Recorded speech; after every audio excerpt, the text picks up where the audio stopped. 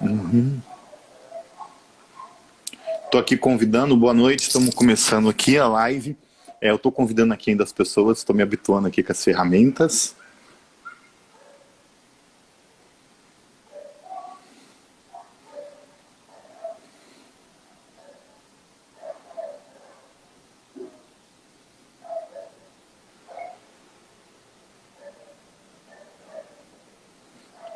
Já convidei a Ju e agora a Bárbara Barbosa, nossa intérprete de Libras. Esperando só elas entrarem aqui. Boa noite para quem for chegando. Meu nome é André Trindade, sou produtor cultural. Hoje a gente vai bater um papo aqui sobre sustentabilidade criativa. Vai ser mais um bate-papo meu e da Ju, que a gente vai falar sobre algumas conceituações sobre sustentabilidade de maneira geral e também especificamente sobre o projeto do poema ao livro, um poema um projeto da editora Vá.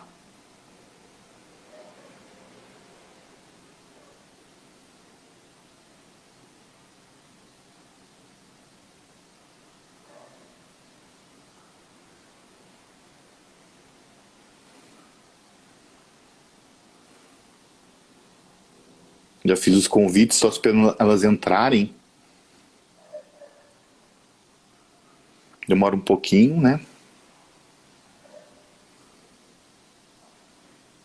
Hello.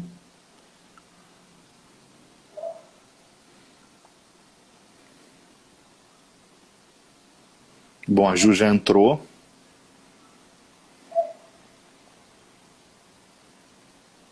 Já vi o convite. Oi, Ju, conseguimos. Olá, boa noite. Esse novo normal é uma coisa, né? Pra gente entender como é que É, funcionam as coisas da tecnologia. é só assim para a gente ser empurrado para frente. A dificuldade. Sim. Bom estar aqui com vocês. Enquanto a Bárbara, esperando só a Bárbara entrar, Tá bom. deixa eu ver se ela já está o convite.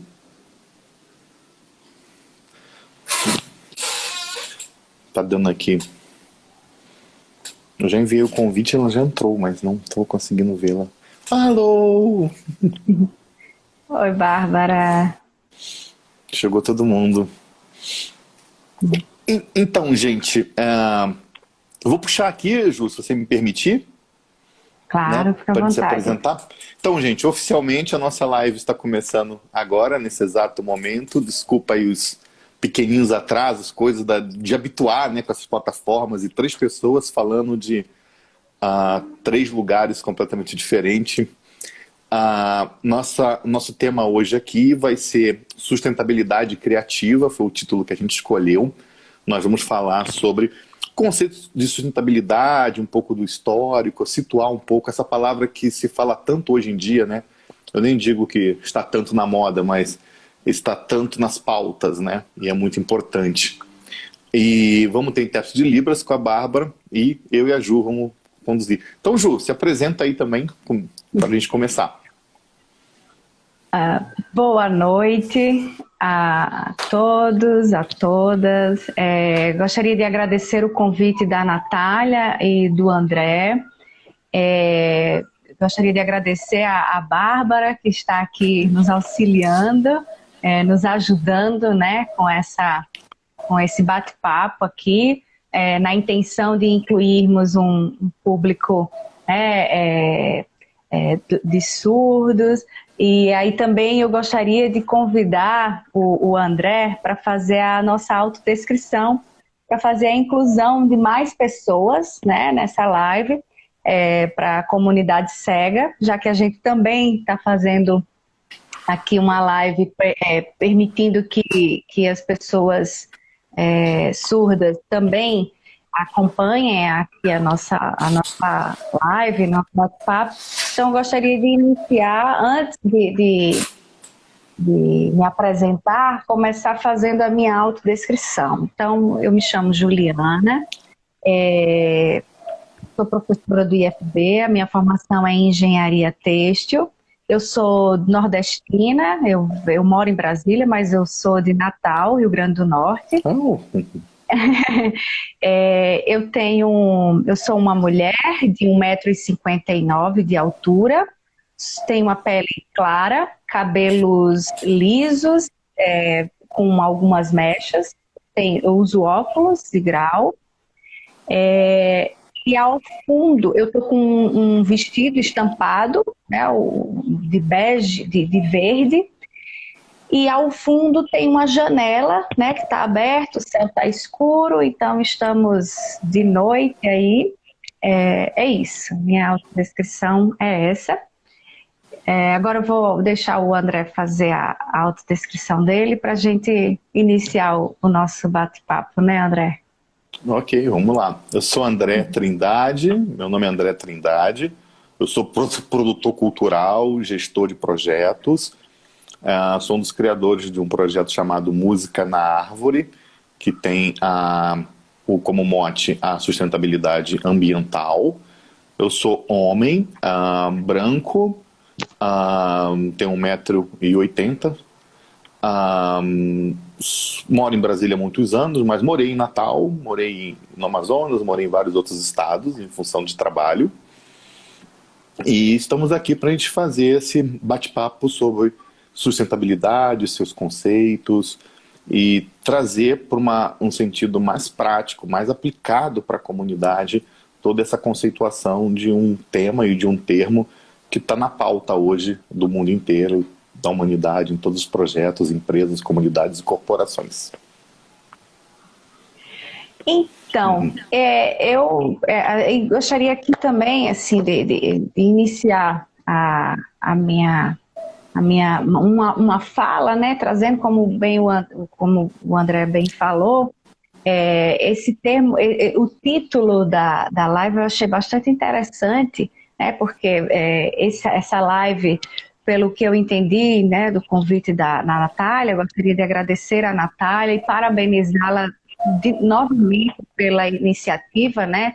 O André também, eu sei que fez parte da gestão desse projeto, que é o projeto do Poema ao Livro, que teve uma participação e fiquei muito, muito honrada com isso, porque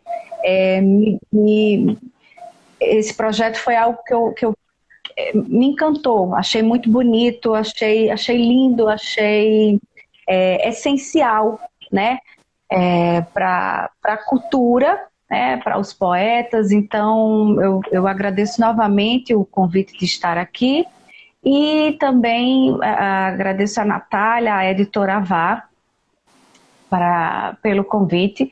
Mas enfim, achei interessante o título da live, Sustentabilidade Criativa. São duas palavras que nos tempos atuais, né, a sustentabilidade, a gente, como o André bem falou, ele está em pauta já há décadas, né, e acho essas duas palavras bem interessantes para uma conversa, porque quando a gente fala de sustentabilidade, o André também falou que trabalha com sustentabilidade ambiental, e eu sinto sempre falta, André, de se falar em sustentabilidade da forma como o conceito ele vem mesmo, ou seja, ele é balizado, né? Ele é um pilar. A sustentabilidade ela é estruturada, né? É um tripé, são 3 pilares aí, que é o ambiental, que é o social e é o econômico. E a gente sempre, quando fala essa palavra sustentabilidade, sempre associa de imediato ao meio ambiente, né? E a gente não aborda tanto a questão social e a questão econômica, que estão atreladas. E a outra palavra, a criatividade, que é uma outra palavra também que está sendo muito requisitada, principalmente nos momentos atuais, nos dias atuais, dentro da pandemia, em que a gente tem que ser criativo. A gente já, desde que nasce, a gente já tem que ser criativo, a gente já tem que inovar, mas na pandemia a gente falou muito, tem falado muito sobre isso. Eu, como professora, trago aqui, inclusive, uma uma vivência minha. Então, eu que dava aula somente no presencial, de repente eu tive que ter essa criatividade para poder fazer com que as aulas fossem interessantes também no ambiente virtual, coisa que já existia, né, antes da pandemia, só que a gente vive num modus operandi tão grande que eu não ultrapassava essas barreiras, e de repente, com a pandemia, infelizmente com a pandemia, eu vim ter uma das melhores experiências, ou seja, o meu lado criativo de ensinar. Então, isso também foi algo que a Natália trouxe dentro do projeto do Poema ao Livro, né? Ela disse: Juliana, o que é que a gente faz? A nossa oficina ia ser presencial, e agora? Eu disse: vamos fazer online, né? Então, falar sobre esses conceitos de sustentabilidade com esse tripé e falar desse modo criativo também, que o projeto do Poema ao Livro, ele é o exemplo vivo disso, né? Dessa sustentabilidade criativa. Achei bastante interessante. Fazendo uma complementação da Ju, né? É muito importante quando a gente pensa na palavra sustentabilidade, né, que está nas pautas hoje aí do mundo inteiro, né, e nesse momento mais presente do que nunca, né, em que o planeta chega ali ao ápice das desigualdades sociais, da insustentabilidade econômica, financeira e ambiental. O primeiro, contar uma historinha aqui, a primeira vez que se falou em uma grande conferência sobre sustentabilidade foi em 1973, em uma conferência na Europa sobre o clima. E lá eles cunharam o termo, né, de ecodesenvolvimento. Ecodesenvolvimento.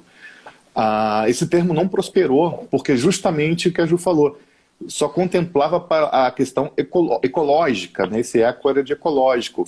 Então, eles, com o desenvolvimento, as conferências, discussões, os debates e as experiências práticas, então falar em desenvolvimento e sustentabilidade apenas no sentido ecológico não era suficiente para abrandar as questões que a humanidade passava naquele momento. Então, ecodesenvolvimento não colou muito. Em 1979, em Estocolmo, foi cunhado o termo desenvolvimento sustentável, que já então abrangia o tripé, né? Financeiro, social e ambiental.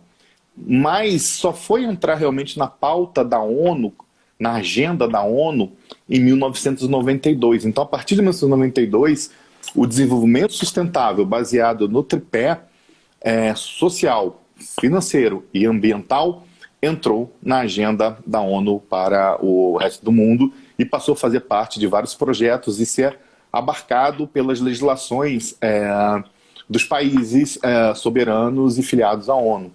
Então, houve vários tratados, várias propostas de projetos de leis que foram sendo recepcionados, por exemplo, na nossa legislação brasileira sobre essa questão de desenvolvimento sustentável, abrangendo os três pés. Eu lembro que no início dos anos 90, eu morei na Amazônia e eu trabalhava no órgão federal e a gente trabalhava com aquelas populações do interior, né, no Alto Rio Negro. E eu estou falando em 1991, 92, quando começou a ideia de desenvolvimento sustentável entrar na agenda mundial. E lá tinha uma preocupação muito grande com a caça. Eu lembro bem de uma comunidade em que tinha muita caça de jacaré e de tracajá, que é uma espécie de uma tartaruga, né, lá da Amazônia. E então era proibido matar os animais, porque tudo, desenvolvimento sustentável, ecologia, tem que preservar os animais. Só que aquilo causava um impacto muito grande na comunidade local, porque a comunidade local ela sobrevivia do que ela pescava, do que ela caçava. E então, pensando só em um tripé, que era a questão ambiental, esquecíamos da questão social, porque havia uma relação daquelas pessoas com aquele ambiente natural, e aquilo afetava diretamente a sociedade deles, e da questão financeira, porque ali era alimento, era venda, era produto, era couro. Então, foi uma experiência desastrosa de início, né? Logo depois, eles começaram a desenvolver a ideia de pensar naquele homem como parte daquele sistema. Se ele está falando de um sistema ecológico, o ser humano também faz parte. Então, começaram projetos de desenvolvimento sustentável com o tripé financeiro, com o tripé social e o ambiental. E as experiências foram muito legais, porque anos depois a gente foi voltando, nós vimos que aquela comunidade ela preservava ali o ambiente, os animais, porque para ela aquilo ali era interessante financeiramente, porque atraía turistas, atraía visitantes, e eles passaram a ser guias, e aquilo despertou a curiosidade do mundo, e ao mesmo tempo gerava renda, ao mesmo tempo mudava a sociedade do local, e ao mesmo tempo integrava aquele homem, aquelas pessoas dentro daquele sistema, sendo viável e desenvolvendo. Então é muito importante esse tripé, né, dessas experiências que foram sendo desenvolvidas. Quando a gente fala de sustentabilidade, não pode esquecer que todos nós fazemos parte daquele ecossistema. É isso, André, é importante isso. E eu vou puxar o gancho do seu exemplo e trazer para o exemplo do projeto mesmo, do poema ao livro, né? Então, essa live, a Natália me falou que era o encerramento, né, desse ciclo, desse projeto, e por isso que se pensou nesse tema. E assim, o que é que eu entendi do projeto, né? Eu participei da oficina de estamparia botânica. Essa estamparia botânica, o objetivo dela foi ensinar aos poetas do entorno aqui de Brasília, né? Então, qual era o objetivo o objetivo do projeto? Que poetas aqui do DF, do entorno, que nunca publicou um livro, né? Então, que tivesse essa oportunidade. O projeto foi financiado foi produzido pela editora Avá, que já tem esse papel de publicar, né, de fazer publicações de livros autorais, obviamente, independentes, na verdade, e ela trouxe isso, ela sociabilizou isso, né, com o financiamento do Fundo de Apoio à Cultura, o FAC. Ele trouxe isso, ele trouxe essa possibilidade de fazer com que poetas do entorno, que nunca publicou o seu livro, né, tivesse a oportunidade de saber como que são essas etapas de produção de um livro.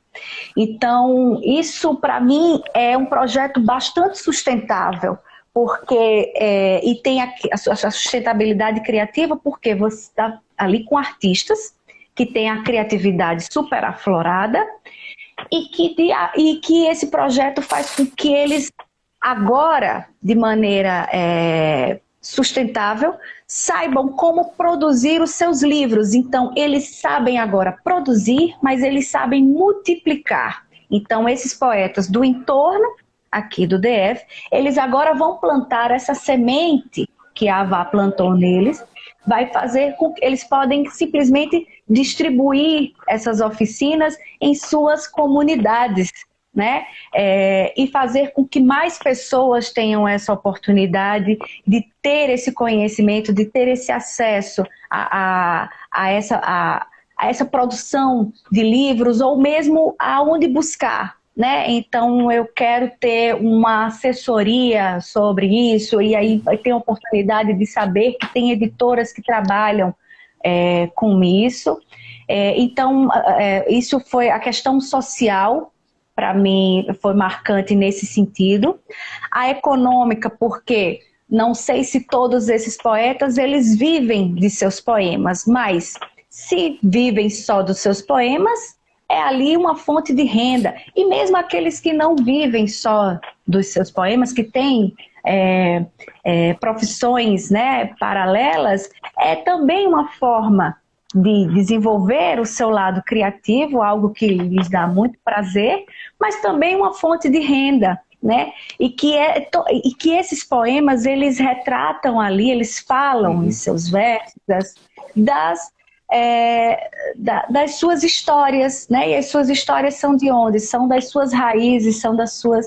Então, para mim, esse projeto do poema ao livro, ele trouxe esse tripé, né? E a questão social, econômica e a ambiental. Então, a oficina de estamparia botânica a gente estampou as capas dos livros em tecido, né? Que essas capas dos livros, a estampa era a impressão de folhas, frutos, sementes, que você tinha perto da sua casa, ou de plantas que remetiam. Então você também usava a sua criatividade, memórias afetivas, cheiros, né? Ou lembranças de pés, de frutas que tinham perto da sua casa ou da casa da sua avó. Então, isso, a oficina foi muito emocionante nesse sentido, porque os cheiros, as formas, as lembranças que aquelas plantas traziam para esses poetas foi bastante interessante e emocionante. Bem interessante esse projeto, né, do poema ao livro, que é a confecção, né, de livros artesanais, o autor que escreve o primeiro rascunho até o produto final. É bem interessante porque quando a gente fala em tripé de sustentabilidade, quando a gente fala do tripé social, ele é justamente isso, que é você mapear as vocações locais, potencializar o que as pessoas produzem de criatividade e tornar isso viável economicamente, né? Então, quando a Nath me procurou a primeira vez, alguns anos atrás, e veio com aquele brilho, olhar de paixão brilhando sobre o projeto dela, ela disse, como é que a gente coloca isso para funcionar? Porque precisa de um recurso para dar start, para ter continuidade, para deixar um legado. Que aí vem o conceito de sustentabilidade, né? Um conceito bem simples. É aquilo que supre as nossas necessidades imediatas, porém viável a médio e longo prazo. Ou seja, é a permanência, é a continuidade. Então a gente começa a pensar nesse projeto e conseguimos a elaborar, estruturar, desenhar, planilhar, planificar as planilhas, os custos, remunerar as pessoas envolvidas. Tudo isso para que nesse primeiro momento, depois de mapear, custear, planilhar, estruturar o projeto da forma que deve ser escrito, justificado, com objetivo, com metas, com alcance. Uma vez o projeto apresentado ao Fundo de Apoio à Cultura, ele foi aprovado, foi muito bem classificado, e daí vem a segunda etapa, que é mapear o destinatário final desses recursos, que não é a editora. A editora é meramente uma intermediária entre a fomentação pública, que constitucionalmente tem a obrigação de fomentar a cultura e a sustentabilidade aonde o Estado não alcança, então através dos seus atores, a aval desses autores, mas o destinatário final é o público, da comunidade, principalmente dos moradores da região onde a AVA atua.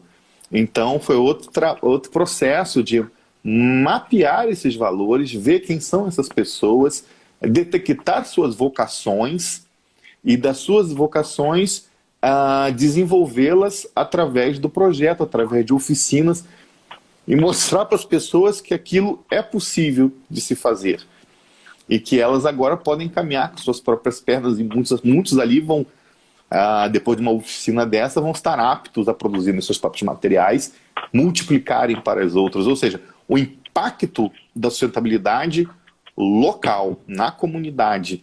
E esse projeto da Vale foi bem sustentável quando a gente pensa nesse tripé.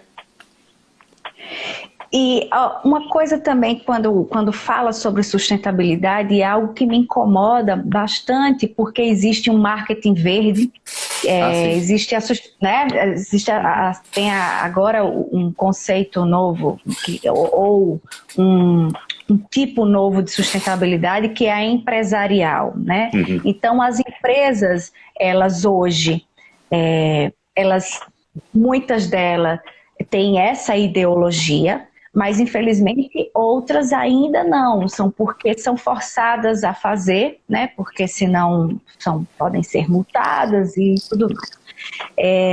Então, uma coisa que eu comecei a me interessar bastante por esse tema, no sentido de não ser enganada por causa desse marketing verde, que na verdade existe um marketing verde que que se você não tiver um senso crítico, ele pode ser danoso, né? Não que o marketing verde, ele existe mesmo e é uma forma da empresa divulgar as suas formas de trabalho e de produção pode falar, André. Não, que eu tô achando engraçado que eu tô lembrando um monte de exemplo. Você tá falando aqui, eu tô rindo que eu tô lembrando das coisas. E para ser com você totalmente. E assim, me incomoda porque algumas empresas elas usam isso e às vezes traz um slogan de sustentabilidade 100% ou impacto zero.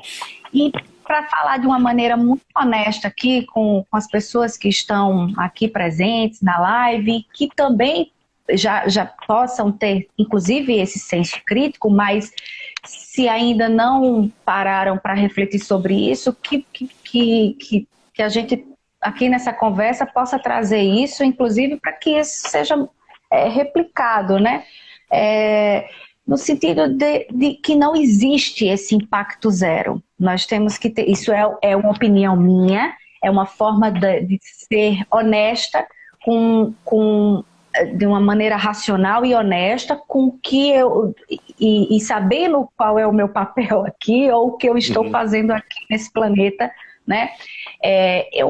Eu comecei a refletir sobre isso e eu vi que tudo que a gente faz aqui, de maneira sustentável, é para minimizar, né? Então é forma de mitigação de impactos e não de eliminação, porque só o fato de estarmos vivos, né? A espécie humana, ela já chegou, ela já está tão evoluída a ponto de ter hábitos, né? Ninguém hoje mais vive sem um celular, ninguém hoje mais vive sem um computador, então a gente tem hábitos de consumo que nos impede de ter esse impacto, de interferir de maneira que na verdade de não interferir, né, de maneira danosa ao meio ambiente. Então eu acho que trazer essa consciência de que as pessoas que têm, né, políticas, valores e esses valores, essas políticas nos fazem ter atitudes que ajudem a mitigar, né? Então, sempre minimizar e nunca eliminar, porque eu acho que a gente tem que ter esse tipo de honestidade, senão nós vamos... A palavra é um pouco forte, mas eu acho que é necessária, é um pouco de choque de realidade. Então, se a gente não tiver consciência disso, nós vamos fortalecer aí uma hipocrisia que não é interessante. Né?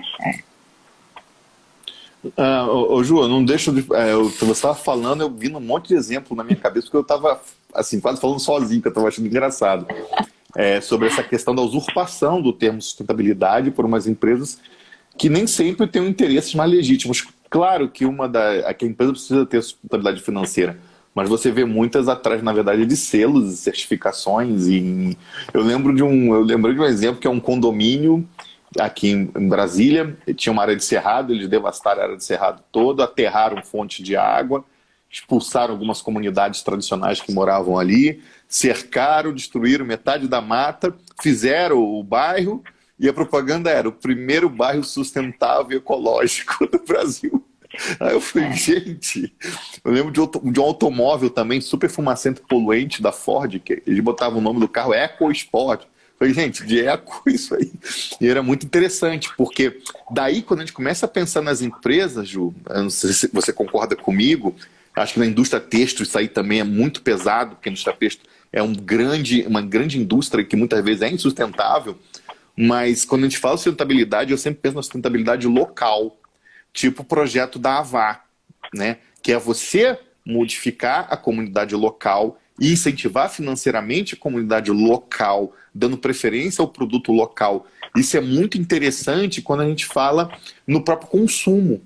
O consumo humano, ele é uma coisa insustentável, né? Como você falou, de celulares e tal. Mas quando a gente começa a pensar que esse consumo, apesar de ser inevitável, mas a gente começa a valorizar o desenvolvimento sustentável da comunidade, Então a gente atenua bastante esses impactos tão chocantes e tão negativos como você estava mencionando.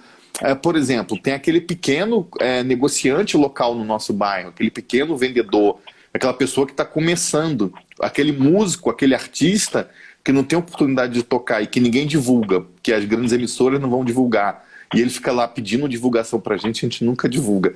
Tem o poeta, que se ele for publicar um livro por conta própria, ele vai gastar 12, 15 mil reais por uma tiragem de 500 exemplares, ele vai pagar diagramador, vai pagar alguém para fazer a capa, ele vai uma grande indústria gráfica e uma distribuição para uma grande editora, ou seja, é inviável para o poeta, por exemplo, da comunidade que tem a sua vocação e a vocação para aquilo ali. E projetos como o da Avá justamente incentiva, estimula e principalmente possibilita que isso aconteça. Então, uma das coisas da sustentabilidade que a gente tem que ficar de olho também, se policiar bastante, é a questão do consumo. Quanto mais a gente comprar daquele produtor mais próximo da gente, mais a gente está contribuindo positivamente para um processo real de sustentabilidade econômica, financeira e social financeira, social e ambiental na comunidade. Pensar globalmente, mas agir localmente é muito importante. Eu vejo a indústria têxtil, né? Que ela é uma grande indústria, não estou fazendo crítica à tua área, mas assim, é uma grande indústria de descarte o tempo todo, né? A alta costura, fala da moda, pronto, não é têxtil, moda, que acho que é o específico mais. O que serve hoje não serve semana que vem. Aquela roupa de 250 reais hoje, amanhã está 19 reais porque não tem onde descartar. Mas a gente começa a ter essa cultura do descarte, e eu lembro bastante daquelas costureiras de bairro, né? Que apertava a calça, que fazia, que transformava a calça numa bermuda. Eu, menino pobre, né, com 4 irmãos, a calça virava bermuda, não tinha jeito. A da minha irmã virava saia, a camisa de um passava para outro. E tudo aquilo era ajustado naquela época, nos anos 80, nos anos 70, a gente ia passando um para o outro e ajustando os tamanhos ali. Com aquela costureira local, gerando uma renda. Eu lembro da nossa costureira, ela pagava a faculdade das filhas, pagava... uma virou médica, enfim, etc. E ao mesmo tempo evitando o descarte, né? Aí falando da sustentabilidade ambiental, né? Então tinha evitava o descarte, ou seja, ambiental, gerava renda, ou seja, a sustentabilidade financeira, e fazia um impacto social em toda aquela comunidade ali, que aquela costureira era conhecida por todo mundo do bairro. Então você tinha aquele tripé, e a gente foi perdendo bastante isso, porque as grandes corporações elas foram absorvendo esses conceitos para elas, né? Eu digo até usurpando, em troca de certificações, ou em troca de boas imagens e de alguns selos que eles iam atrás, e não formavam uma coisa realmente sustentável. Então, essa questão local eu acho muito importante, não é? Sim, sim. Você quando fala da indústria têxtil e indústria da moda, as duas são uma das que mais contribui para esses impactos danosos ao meio ambiente, porque a indústria têxtil, a parte de beneficiamento têxtil, que é a de tinturaria, por exemplo, os descartes é feito de maneira não tratada, né, em países mais evoluídos, em que as leis são mais rígidas, aí já tem notificações, já tem conselhos que regulamentam, que fiscalizam, então tem um controle maior. Aí já tem, grandes indústrias já trabalham com essa questão da reutilização da água, do tratamento de efluente, do descarte, mas enfim, é algo que é exatamente isso que a gente estava falando agora há pouco, são as mitigações, né? Porque esse fast fashion são nichos dentro da moda, existem nichos de mercado. Então eu não acredito, isso de novo volta para uma opinião que é minha, né? Então são nichos de mercado. Eu acredito que a indústria dessas pessoas que são altamente consumistas vai existir.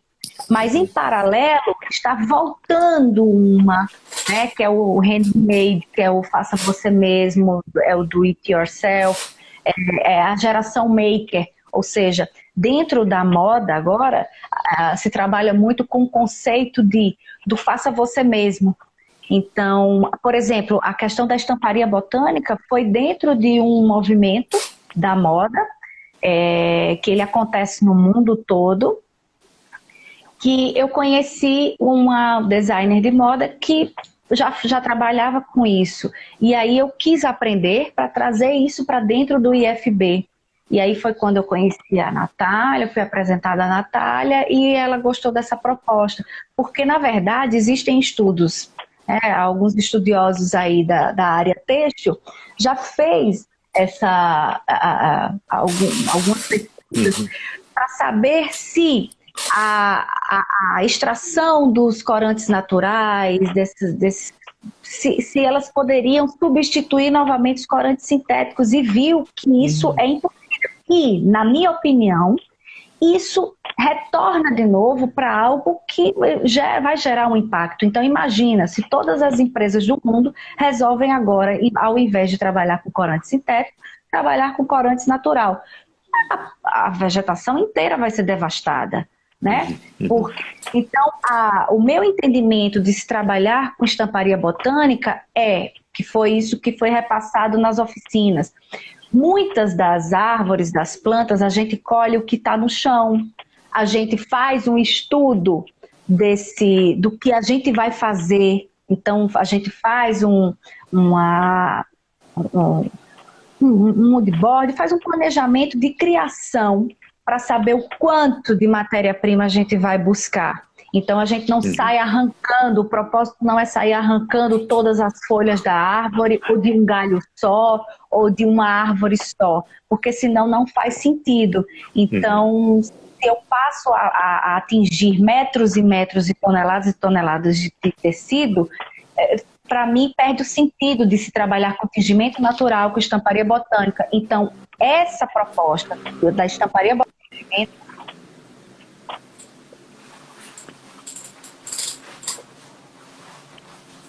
que deu uma quedinha da Ju.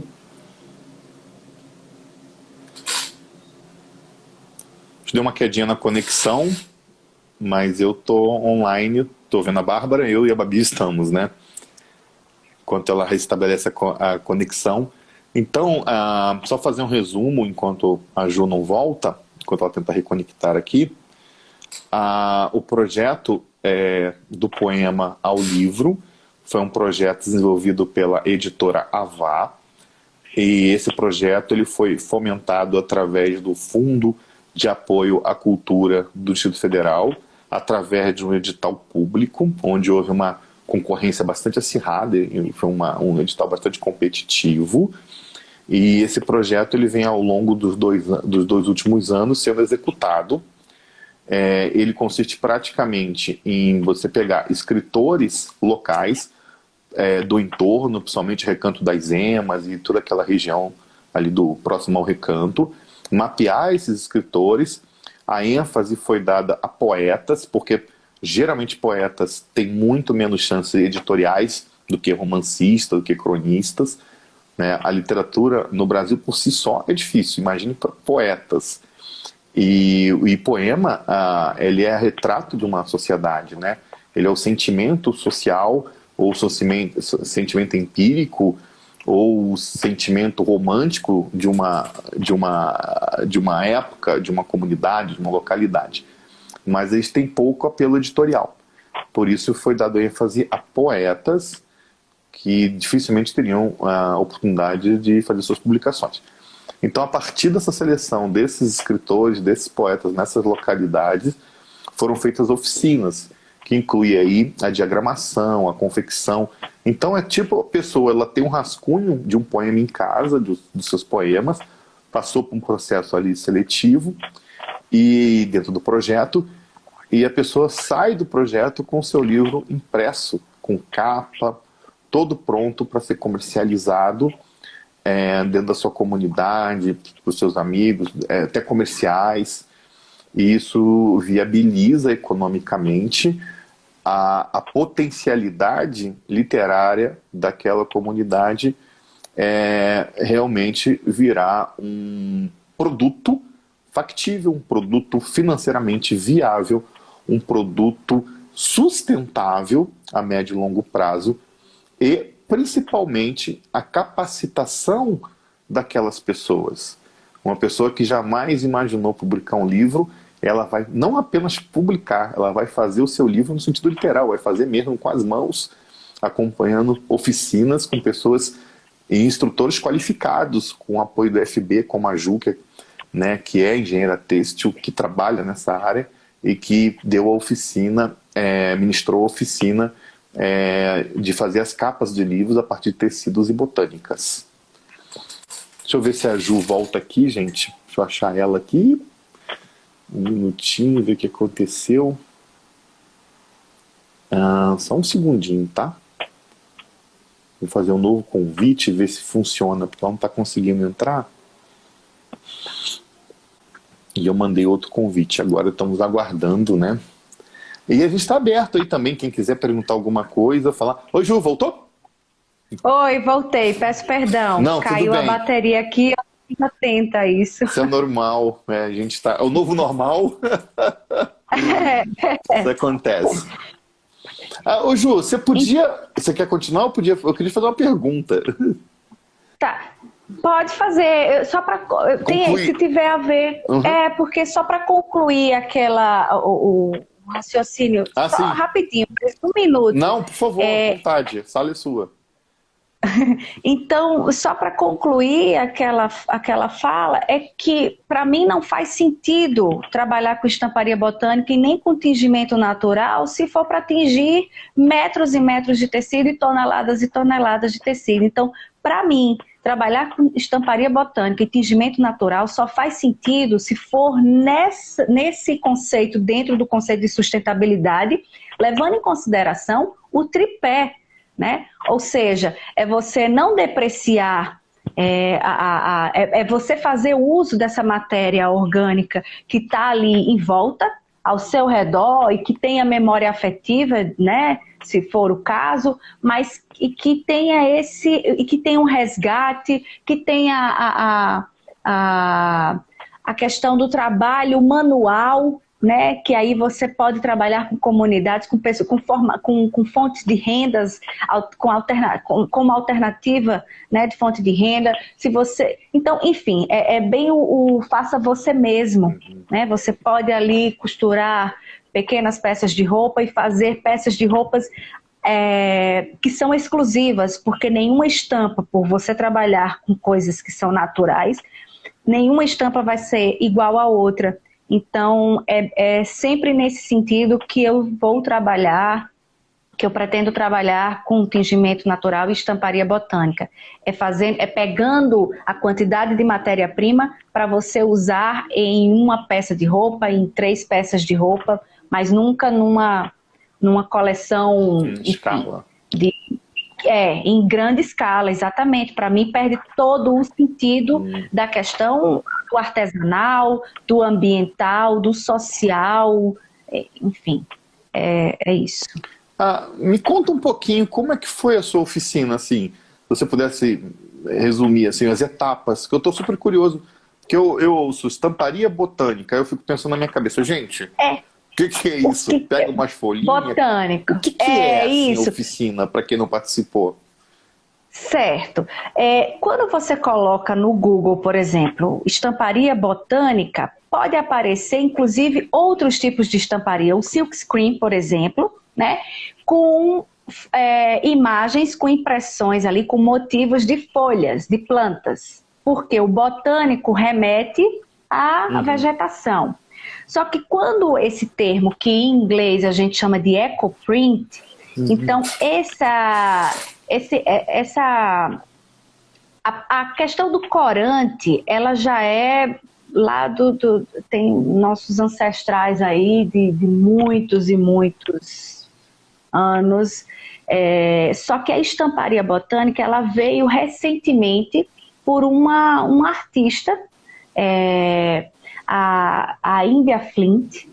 Então, ela que teve ela que publicou livros, então ela foi a precursora dessa arte, né? E depois outras pessoas aprenderam com ela e hoje essa técnica é um pouco mais difundida.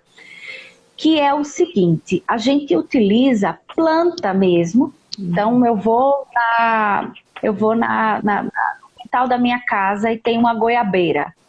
E eu quero estampar uma camiseta, por exemplo. Ou eu quero fazer uma camisa. Eu pego esse tecido, né, ou essa camiseta, vou lá e quero imprimir eu quero imprimir o formato, é a morfologia mesmo, é o formato a silhueta dessa folha. E aí eu coloco essa folha sobre o meu tecido, sobre a minha camiseta. E para isso eu tenho que fazer um tratamento. Então, entra a química têxtil aí, porque a fixação desse corante, a goiabeira, por exemplo, a folha de goiabeira, por exemplo, tem ali, em sua composição química, ela tem um constituinte que é o tanino, né? Que os vinhos têm muito e tal. Então, já é sabido por esses estudiosos que o tanino ele é um fixador, né? Tanto ele tem essa função de fixador, mas ele tem também em sua molécula, em sua estrutura química, algo que a gente chama de cromóforo, que é a moléculazinha que ela se liga, né? Então isso é por afinidade tintorial, é ligação química, né? Então a gente já parte aí para química. E, enfim, então você usa aí, tem alguns fixadores até natural, o vinagre, o sal, o bicarbonato, então você molha esse tecido. Depois, isso eu estou exemplificando com a folha de goiabeira, mas existem centenas. Né? Você coloca a folha de goiabeira em cima, depois você dobra esse tecido, né? E essa maceração, essa pressão que você faz, porque depois você faz uma amarração muito forte. Então, essa extração do corante, ela acontece por meio da maceração, né? Da pressão que você faz nessa planta. Então você com isso consegue extrair o corante que tem dentro dela. E aí ou você deixa dias ao sol, tem pessoas que enterram. Então assim, é bastante artesanal, né? Totalmente artesanal, na verdade, essa técnica. Ou você ferve, né? Dentro de uma panela ou dentro de uma lata de tinta, numa fogueira, você deixa ali por alguns minutos e quando você tira, deixa eu ver se eu tenho aqui, ó, tem uma almofada aqui que ela não tem nenhuma impressão de folha, mas ela foi tingida, né? Eu fiz um shibori nela e aqui é só água com material enferrujado. Uau! Então, na verdade, aqui não é a estamparia botânica, né? Porque para ser estamparia botânica eu preciso imprimir algum tipo de planta, seja semente, seja raiz, seja folha. Mas aqui a gente já vai para uma técnica de tingimento artesanal, que é com a ferrugem, né? Então, peças enferrujadas, eu faço uma técnica milenar também de estamparia artesanal, que é o shibori. Coloco isso de molho só na água e ferrugem e deixo ali alguns dias no sol. Quando eu abro, tem essa belezura que você não tem controle nenhum, né? Sim. Você às vezes se depara com uma peça que às vezes não tem a impressão porque você não colocou tanta força. Então, uma coisa que foi falada muito nas oficinas foi o seguinte: cuidado com a frustração. Esse método não é para ninguém se frustrar, sim, pelo contrário, é para se abrir para o que vier, né? Porque isso é algo muito natural. E a pessoa acaba tendo uma peça exclusiva dela, né? Ou seja, Sim, porque se eu tentar fazer de novo esse mesmo desenho, não vai conseguir, a dobra vai afastar um pouquinho, então pode ficar parecido, igual, não vai ficar, não fica igual como algo em série. Então eu posso de novo produzir alguma camiseta com folhas de goiabeira, só que as folhas que eu imprimi na primeira camiseta não eram do mesmo tamanho, né? Às vezes tem uma formiguinha comer uma pontinha da folha ali, então essa marca vai sair, né? Então é algo muito, muito inédito mesmo, cada peça tingida e estampada. Então arriscaria até dizer que, não, por exemplo, do livro, né, que foram criadas as capas, não são nem artesanais, são artísticas, né? Porque cada capa vai ser uma obra de arte única. Sim, sim, são artísticas, são artesanais e artísticas. Então quando a gente está nessa oficina, dessa construção, dessa publicação desse poeta, ele, além do talento literário, da vocação literária, que foi descoberta, mapeada e potencializada ali na comunidade, também descobriu ou redescobriu uma vocação artística, artesanal, né, de manufatura, de confecção de algo inédito e único, né, que vai ser exclusivo para ele. Cada livro que ele produzir, cada livro que ele vender, ele vai ter uma arte um pouco diferente da outra, apesar do conteúdo ser o mesmo, né? Mesmo sendo o mesmo poema, né? Isso. Então imagine, vamos supor, vou dar aqui um exemplo muito... arte, uma entidade única, alguém falou aí. Isso. Vamos supor, vou fazer uma tiragem com 30 livros, sei lá, 50 livros. E as minhas capas, eu vou falar sobre os IPs. E aí eu vou fazer as capas desses 30 livros somente com folhas e flores do IP, por exemplo. E aí eu posso fazer cada folha, cada capa de uma cor, ou mesmo que seja a mesma cor, mas nenhuma vai ser igual à outra. Então a capa ela pode estar ali. Se todos os meus poemas remetem aos IPs de Brasília, eu posso fazer uma capa também autoral, né? Ali que fale sobre, olha, a capa ela já tem ela já foi feita manualmente. Ela foi tingida pelo próprio artista, pelo próprio poeta, né, que fez os poemas, e que cada pessoa que comprar aquele livro vai ter dentro os mesmos poemas, mas fora vai ter a sua própria capa. Olha que sugestão de presente para quem está ouvindo. Você não comprou ainda um livro dos poetas que participaram aí junto com a editora desse projeto? Olha o presente que você pode dar para alguém, para você mesmo, viu? Super exclusivo, super artístico, algo... Super exclusivo, uma identidade muito forte, muito interessante. Alguém falou que vivências únicas de interação com a natureza e com a produção. Você juntar literatura e artes plásticas, artes têxteis, né? Sim, sim, sim. Vários tipos de artes, né?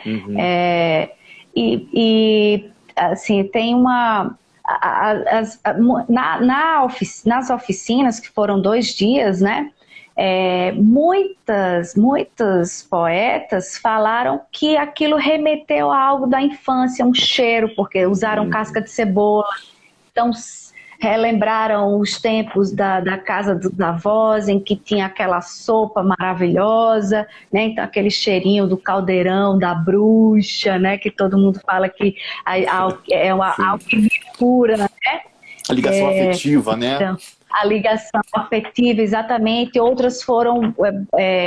se ligaram na vegetação que tem em volta da sua casa. Olha, as sugestões que você deu aqui de planta, Juliana, tem uma árvore na frente da sua casa, eu nunca tinha reparado, e é um IP, e é uma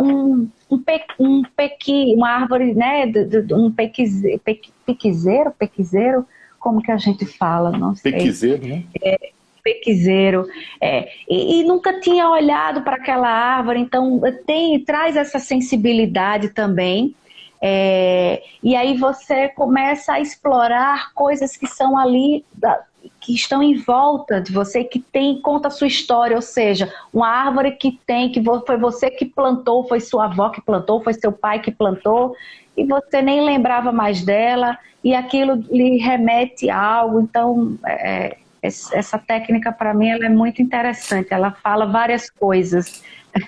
Para quem está... Sim. É uma conexão que eu não descrevo por ninguém. Cada um vai descrever aquela experiência que está tendo ali. Então foi por isso que foi muito emocionante, porque cada poeta trouxe essa experiência. Nossa, as cores foram, o cheiro foi, a vegetação que tinha em volta... Então, cada um teve a sua história, que foi bastante interessante, foi muito emocionante. Então, na metodologia da oficina que você ministrou, você dá as técnicas, a parte química, né, de como funciona, mas a escolha foram dos instruendos, dos alunos, procurar aquilo que tivesse mais afinidade. Exato. Dentro da metodologia, você cita algumas partes de plantas, porque, assim como eu, quando comecei, eu não sabia... Sai de algum lugar, né? Dá pra começar tinha que sair de algum lugar, né? eu não era uma pessoa que tinha essa. Hoje em dia eu olho, eu vejo, eucalipto, eucalipto. Eu fico mapeando as árvores todas que tem aqui perto da minha casa.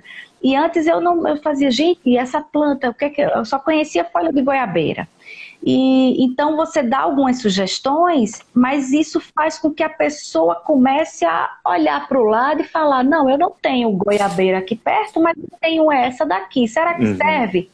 Aí eu falo, testa, né? Sim. Porque é uma coisa que cada um, eu não tenho como testar todas, né? Até por causa de região mesmo, às vezes não tem uma planta que tem aqui perto da minha casa, mas tem perto da sua. Então, às vezes eu não tive essa experiência.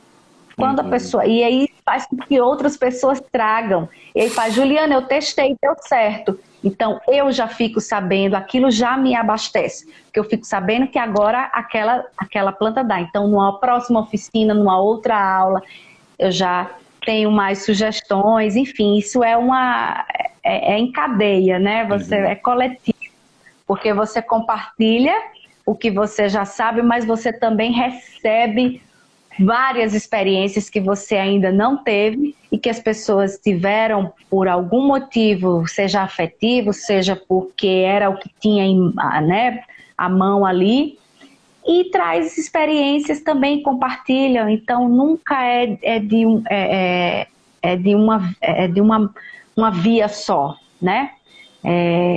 Ela vai, mas ela volta também com bastante experiência compartilhada. Sim, eu até definiria assim, definir não, né? Quem sou eu?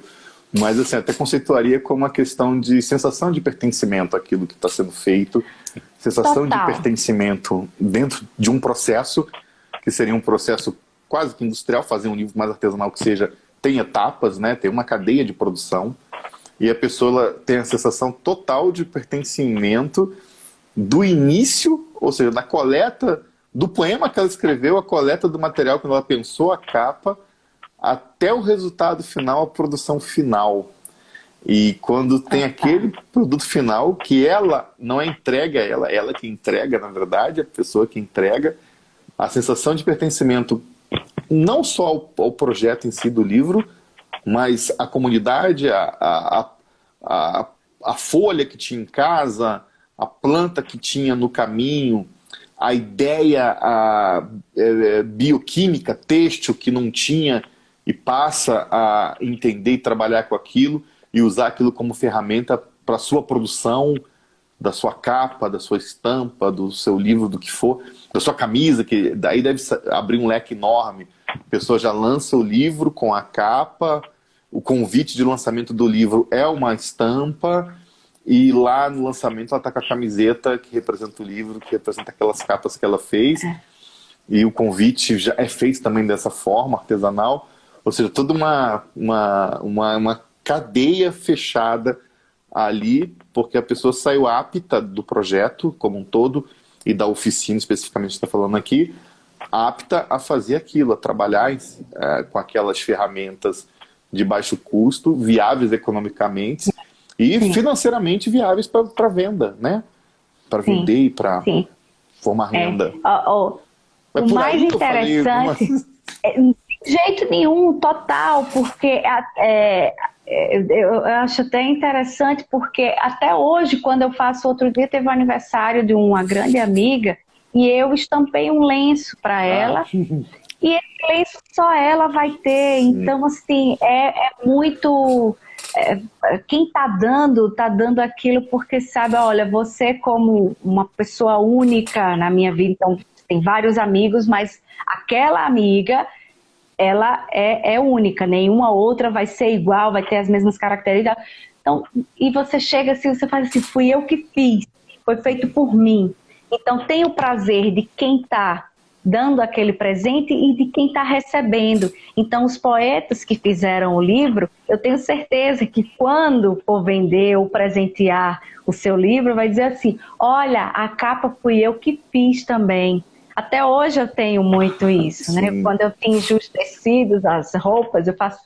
Alguém elogia, que roupa bonita, fui eu que fiz, fui eu que estampei. Então isso dá uma satisfação, é essa sensação que é o reverso da economia de grande escala, né?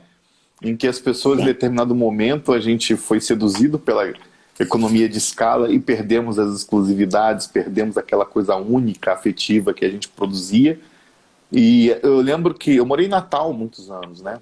E em Natal, uma época, eu trabalhava com artesanato, eu fazia uma loja e muita gente não queria coisas artesanais. Falava assim, não, mas isso aí não foi feito em fábrica, eu queria uma coisa de fábrica, né? Falando dos anos 90, 91, 92. Então as pessoas queriam uma coisa de escala, porque dava até status, né? Porque mostrava um poder de consumo maior de você ter, ao invés de um convite de casamento feito à mão, você comprar industrial, né? Sim. Em vez de ter uma torta, um bolo feito pela boleira nas grandes casas, nas grandes confeitarias da cidade. E a pessoa, nossa, eu comprei lá em tal lugar, esse bolo aí foi de tal lugar, porque era muito mais chique, né? Você tá na economia de escala do que na artesanal. E de repente essa coisa foi mudando, né? Foi mudando que as pessoas passaram a querer as coisas mais exclusivas, né? Aquilo que o europeu, o americano valorizava, que era justamente fugir daquilo que estava mais desenvolvido que a gente, e a gente começou a fazer essa modificação. E aí eu vejo como um grande nicho de mercado, falando de sustentabilidade financeira, tá? Vou falar sustentabilidade financeira. Eu vejo um grande nicho de mercado, você conseguir produzir nas comunidades e vender não só nas localidades, mas também para um mercado, ampliar o mercado disso através da internet, através de sites, que agora o aluno que participou das oficinas da Avá, ele é apto a montar o site dele na internet com esses produtos que ele produziu na oficina, que ele aprendeu o básico. E isso aí alcança uma escala mundial. Hoje, a internet não tem limites, né? E se tiver aquela coisa étnica também, né? Tô aqui também dando dica e já viajando na maionese. Mas tiver uma pauta étnica nas estampas, nas capas, na ideia do livro, que hoje é um grande apelo comercial, proporciona uma sustentabilidade, uma cooperativa, né? Enfim. Aí onde entra o termo criativo, né? Então a sustentabilidade criativa. Da economia criativa, exatamente. Isso. E a economia criativa hoje é uma grande mola, né? O terceiro ramo econômico mais forte do planeta hoje. Sim. E a gente não se toca. Eu vi alguns sites numa pesquisa de produtos africanos, né? O pessoal da África, comunidade de mulheres catadoras de castanha no Pará, fabricam chocolates, bastante unidas, né? E transformando a história de vida não só daquelas pessoas, no sentido individual, mas principalmente no sentido coletivo, mudando uma comunidade que não chegava nem luz elétrica, e através desses aparatos de sustentabilidade, pensando na sustentabilidade financeira, ambiental e social, e como fator realmente de modificação daquelas comunidades, mapeando vocações, despertando potenciais, qualificando pessoas, né? Parabéns, um trabalho maravilhoso teu. Eu vou lá fazer minhas capas. Isso. Vamos fazer. Deixar aqui já colocar aqui jogar uma sementinha aqui na Avá. E você, André, que eu sei que você foi muito importante para o projeto do Poema ao Livro. Vamos fazer o próximo agora, fazendo uma oficina de fabricação de papel reciclado, para que esses poetas eles escrevam manualmente o seu, né, à mão mesmo, enfim. E aí a gente treina caligrafias, vários tipos de caligrafia, para que esses textos eles sejam escritos à mão, no papel que eles produziram, e as capas, de novo, a gente faz outra oficina aí com estamparia botânica, enfim. Onde as pessoas acham essas qualificações, Juliana? Fora do projeto, por exemplo, onde a pessoa pode aperfeiçoar essas qualificações? O IFB tem curso, você dá curso? Como é que funciona? Olha, eu busquei essa capacitação exatamente porque eu vim de um eixo muito industrial. Então, em Natal eu trabalhei em empresas, em indústrias têxteis e indústrias de confecção. Eu lembro que lá tinha bastante. E quando eu cheguei aqui, né, Brasília até é tida como a cidade criativa, né?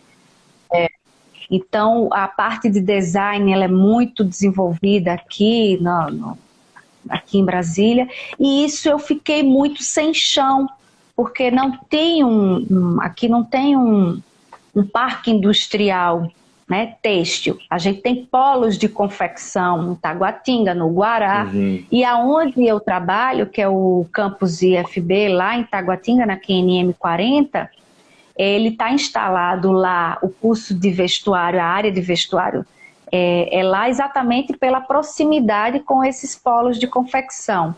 Mas indústria têxtil não tem. Então não tinha como eu demonstrar para os alunos a parte da indústria têxtil, principalmente de beneficiamento, de tingimento, de tinturaria. Então eu ficava muito, como aqueles alunos, eles ficavam perdidos e eu mais ainda. Então foi num evento que eu conheci essa designer, que aí eu fiz com que ela fizesse essa oficina. Eu disse, pelo amor de Deus, você precisa me ensinar isso. Ela fez essa oficina lá na casa dela, num sítio, ela mora num sítio maravilhoso, e a gente colhia essas plantas lá do próprio sítio, na hora que ia fazer o experimento. Foi muito gostosa a experiência. E disso eu comecei desde 2017 a trabalhar isso nos cursos do IFB na área de vestuário. Então, técnico em vestuário, o ProEja em artesanato e o design de moda. Então, são os 3 cursos que eu ministro aula. Fora isso, projetos sociais, eu me envolvo em projetos sociais, a AVA é um deles, né, que eu fui convidada para trabalhar e, enfim, adorei. Lá dentro do IFB, a gente trabalha muito com projeto de pesquisa, em que esses alunos eles podem fazer essas... Agora, no último semestre, a gente fez uma integração de conteúdo em que os alunos produziam uma peça de alfaiataria em que eles tinham que tingir, tinham que estampar ou tingir, ou estampar e tingir as suas peças. E foi um arraso, assim, foi uma coisa que de encher os olhos e, enfim, esses alunos vão agora multiplicar para os novos que vão entrar. E falando de projeto social, então assim, cursos pagos existem, alguns em Brasília, que ensinam a fazer isso. Agora, de projetos sociais, então agora, nesse momento, eu estou indo para a Secretaria da Mulher, que é do Ministério da Mulher, da Família e dos Direitos Humanos, e lá eu levo todos esses projetos, né, de estamparia botânica e tingimento, que tem muito a ver tem uma relação muito grande com o perfil feminino, né? As mulheres geralmente se interessam mais por isso, não que os homens não se interessem, por isso que eu estou falando, as mulheres se interessam mais, né? Então eu pretendo levar esses projetos, essas ideias para trabalhar de uma maneira de socializar e compartilhar esses projetos agora nessa secretaria. Então, vocês vão ser demandados no momento oportuno, quando estiver precisando de alguns projetos, e eu vou com certeza entrar em contato com vocês para saber o que é que vocês têm aí, para que seja apresentado lá, e se tiver recurso, enfim. São coisas, né? A gente está aqui trabalhando para isso, fazendo pontes, fazendo laços, exatamente para isso, para que a gente possa cada dia ter oportunidade de fazer essas experiências exitosas, né? Que sejam exitosas. Que é a grande palavra-chave de hoje, né? Compartilhamento, né? Compartilhar para crescer, para desenvolver. Então tá, gente. Acho que já foi... conversamos bastante, né? Foi um ótimo bate-papo. Prazer te conhecer, Juliana. Prazer foi meu. André, Bárbara, obrigada pelo apoio. Obrigada a todos que estavam aqui presentes. Obrigada, Natália, pelo convite. Muito obrigada pela oportunidade. E é isso. Não vou largar mais de vocês, não. Igualmente, vamos desenvolver mais e mais coisas. Esse projeto acabou, ele era ser presencial, acabou tornando-se virtual, né, à distância, devido às circunstâncias, mas no futuro acho que vai ser híbrido, vai ser parte virtual, parte presencial. Sim. E vamos desenvolver mais coisas, mais ideias, com bons efeitos e bons resultados para a comunidade, principalmente. Bárbara Barbosa, minha amiga Babi de muitos anos, sempre ali com a gente, apoiando. Uma das grandes... A Bárbara, na questão de acessibilidade, ela foi uma das introdutoras do conceito na Secretaria de Cultura aqui do DF, então praticamente hoje temos muita gratidão a essa questão da inclusão, né? Há vários profissionais hoje que fazem Libras e a Bárbara foi uma atriz muito importante de qualificar essas pessoas que fazem Libras ou a acessibilidade para deficientes, consultora de acessibilidade. Ela foi a consultora de acessibilidade do projeto também. Então, esse e outros projetos que eu estou, muito obrigado, Bárbara. E, Natália, valeu pelo convite, valeu trazer essa figura que é a Ju. Conheci agora, porque como está tudo virtual, ficou tudo distante, então o projeto ficou bem retalhado, né? Ficou bem um mosaico ali para a gente compor. Mas eu acho que no fim agora, que hoje encerra o projeto, a gente conseguiu compor bem e dar uma ideia geral do que aconteceu aqui. Obrigado, público. Pois não? Desculpa, só lhe interrompendo, André. A questão híbrida que você falou é porque agora a gente não volta mais só no presencial, né? Agora exato, assim, achei interessante porque são coisas que eu não vou deixar mais de fazer. Então, e dei professores de outras universidades para dar aula virtualmente, eles não precisavam mais estar aqui. Então, assim, são coisas que não voltam, que eu não vou deixar mais de fazer. Então, o alcance fica muito maior, né? Isso, é isso. Que ótimo. Bárbara, parabéns pelo trabalho. Então tá, gente, vou encerrar aqui. Boa noite, prazer estar com vocês, até a próxima. Agora deixa eu me virar aqui, como é que encerra, como grava, como salva, que é outra luta. Obrigado, gente. Um beijo. Boa noite. Até, beijo. Tchau, tchau. Tchau.